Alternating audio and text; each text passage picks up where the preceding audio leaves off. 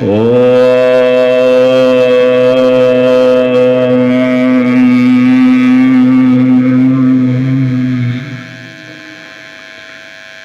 सभी अपने आप को धार्मिक कहते हैं। धार्मिक जितने भी मनुष्य हैं सभी धार्मिक कहते हैं। कुछ लोग अपने को राजनीतिक कहते हैं, कुछ सामाजिक कहते हैं, अनेक अनेक बातें हैं, लेकिन इनमें सबसे जो ऊपर है, सर्वोपरि है, वो धार्मिक है। धर्म से सब नीचे होता है। राजनीति ले लें या सामाजिक ले लें, उनमें धर्म सभी में रहेगा। जैसे अविद्या के 5 लक्षण हैं, पांचों में अविद्या रहता है। इसी प्रकार से धर्म सभी के साथ रहता है। कोई भी मनुष्य, पशु, पक्षी, वृक्ष आदि नहीं है जिसके साथ धर्म नहीं होता। गुणी के साथ गुण रहता ही है। यदि गुणी नहीं है तो गुण नहीं है। गुण पर फिर भी रहेगा। गुण नष्ट जब तक सृष्टि है नहीं हो सकता। उसे विचार पूर्वक देखें या उसका चिंतन मनन न करें, वह तब भी रहता है।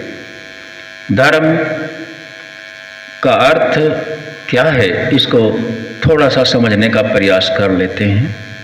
अलग अलग विद्वानों ने अलग अलग परिभाषाएं भी दी हैं। जहाँ 10 गुण पाए जाते हैं, महर्षि मनु कहते हैं, वहाँ धर्म होता है। महर्षि दयानंद इसको और छोटा कर देते हैं। सत्य, न्याय और पक्षपात रहित किया गया जो कर्म है वो धर्म है। जो वेदों के विद्वान से अलग बात करते हैं, वो कहते हैं कि सभी अच्छे कर्म धर्म है। पुण्य करना धर्म है, परोपकार करना धर्म है। अनेक तरह की परिभाषाएं बनाते हैं। ये सारी परिभाषाएं सत्य, न्याय और पक्षपात रहित कर्म में सब सिमट जाती हैं। इसमें सब कुछ समाहित हो जाता है।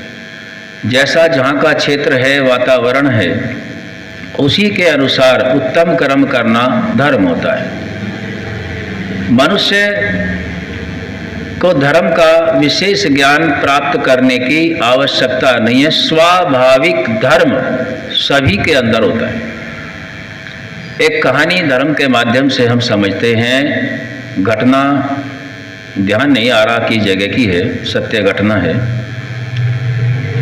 एक समय था कि पंडित जो हमारे धर्म प्रचारक होते थे, जाति से पंडित होते थे। ज्ञान से क्या थे वो पता चल जाएगा, आचरण में क्या था। वो तथाकथित रहे होंगे। अपनी पूजा अर्चना करने के लिए वो रास्ते से जा रहे थे।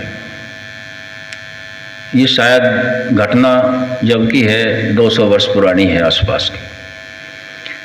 तो एक सफाई कर्मचारी और उसकी पत्नी सफाई कर रहे थे।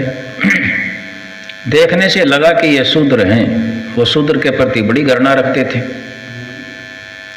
उनके साथ एक छोटा बच्चा भी था। पंडित जी जा रहे थे। वे दोनों दंपत्ति अपना सफाई में लगे हुए थे। उनका बच्चा सड़क पर खेल रहा था। रास्ते में पंडित जी ने देखा एक बहुत तेज गति के साथ घोड़ा अपने तांगे के साथ भागा चला आ रहा है और उस पर कोई कंट्रोल करने वाला नहीं है। ये पंडित जी ने जांच लिया कि निश्चित रूप से बच्चे को ये कुचलेगा।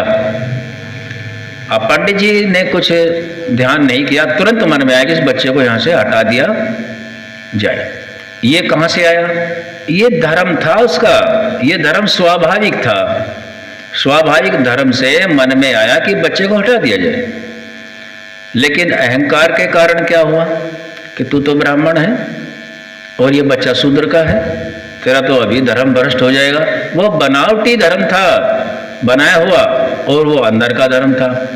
वहाँ जद्दोजहद में होते होते तांगा नज़दीक आ गया, लेकिन उसने बच्चे को उठाया नहीं।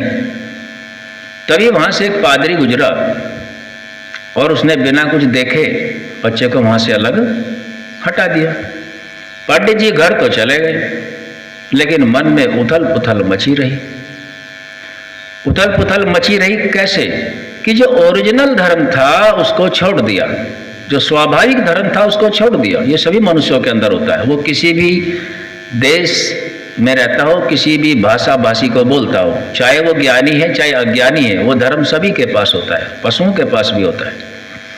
वहाँ उसने, अब हमें ये विचार करना है, उस पंडित जी के अंदर जो भावना आई वो नियम से आई।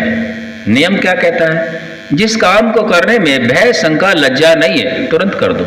जिस समय बच्चे को देखा उस समय भय शंका लज्जा उसके अंदर नहीं थी, वहाँ उसको दबा दिया गया।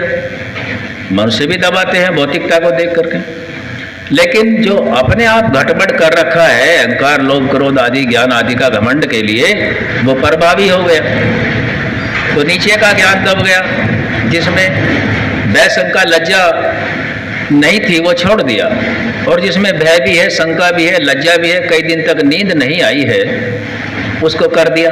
दुखी कौन हुआ? उल्लंघन किसने किया? ये धर्म का किया। महर्षि मनु 10 लक्षण बताते हैं। धृति क्षमा दमो स्तेयम शौच मानेन्द्रिय निग्रह धीर विद्या सत्यम अकरोधो दशकम धर्म लक्षणम।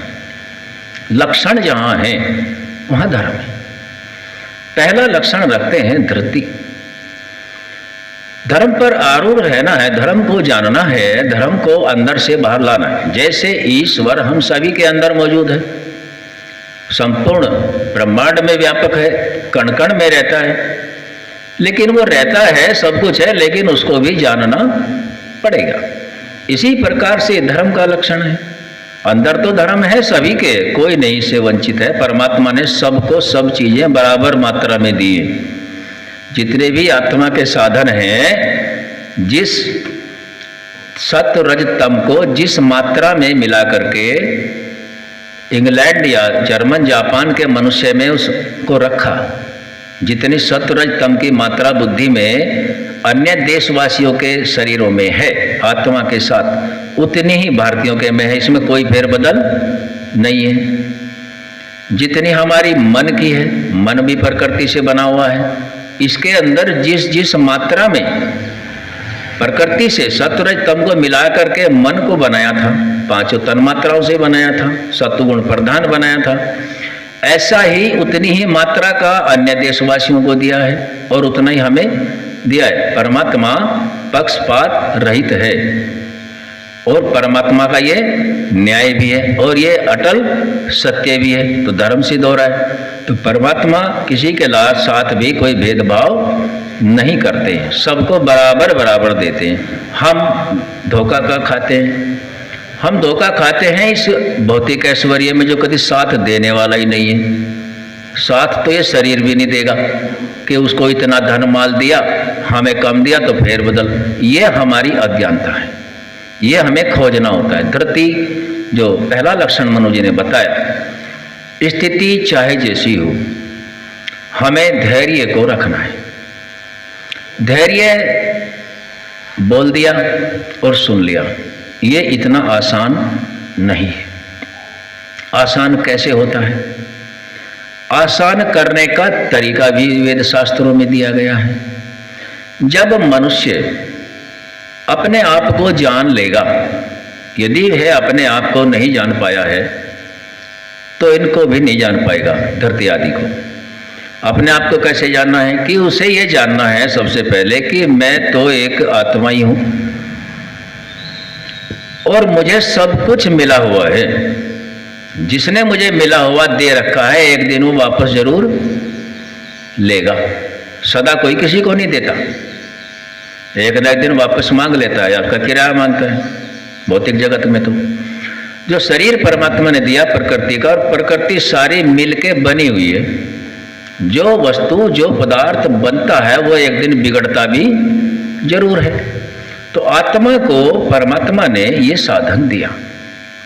जब ये साधन दिया, पहले सूक्ष्म शरीर दिया, फिर स्थूल शरीर दिया, और फिर इस स्थूल शरीर की पूर्ति करने के लिए पूरे ब्रह्मांड के अंदर ऐश्वर्यों को दिया। अब आत्मा को 2 शरीर दिए। पहले शरीर को कार्यान्वित करने के लिए दूसरा शरीर दिया, और दूसरे शरीर को जिंदा रखने के लिए भोजन, वस्तु, दवाई, औषधि, सूर्य, चंद्रमा, ये पूरा ब्रह्मांड रचा। तो ये दिया किसने जी? परमात्मा ने दिया। अब उसके द्वारा दिया गया पदार्थ है। जब जब हमारे मन में ये रहेगा कि ये तो किसी का दिया हुआ सामान है, हम तो केवल यहाँ कुछ समय के लिए अपने इसमें रहने के लिए आए हैं, जब रोल पूरा हो जाएगा तब दूसरी जगह निकल जाएंगे। कहते भी हैं आत्मा एक जगह रहने वाला नहीं है, यह शरीरांतर और स्थानांतर को प्राप्त होना ही है। शरीरांतर, शरीर से दूसरे शरीर में, स्थानांतर, स्थान से दूसरे स्थान में परिवर्तन होना ही होना है। और ये जितने भी पदार्थ मिले हुए हैं, ये सब किसी के मैं द्वारा दिए गए प्रयोग में ला रहा हूँ। जब यही बात मैं अपने अंदर कोई भी रखेगा, ये शरीर भी मेरा नहीं है, ये परमात्मा भी मेरा नहीं है। और जब हम यज्ञ करते हैं, यज्ञ तो बहुत बड़ा विज्ञान है, यज्ञ से भी हमें यही शिक्षा मिलती है धरती वाली। आहुति दी, फिर आहुति दिया, क्या बोला?